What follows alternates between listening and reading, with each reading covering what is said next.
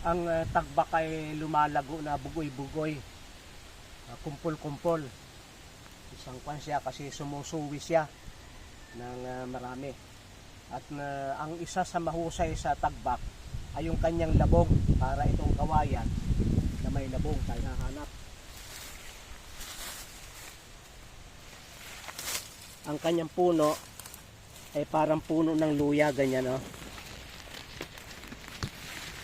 May mga laman yan dyan. Hindi panahon ng taglabong.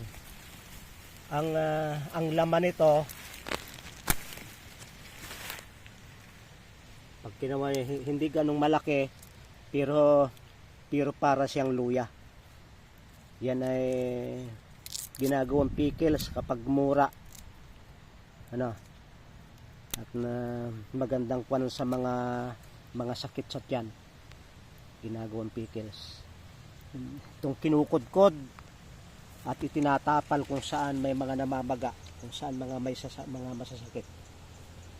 Pagka pantapal ang pag-usapan, mas mahusay ang laman kaysa dahon. Kaya pag ito'y summer, mabubunot nyo yun na parang luya na nakalutang yung laman. Yun ang palatandaan na pwede kayong mag-stock ng laman ng tagbak. At yun ding mga lamang mature na yan, yun ang inyong itatanim. Pwede itong mabuhay sa inyong bukiran, sa inyong tabi ng bahay, sapagkat ito ay source ng pagkain. Kinakain ng bunga niyan at source ito ng gamot.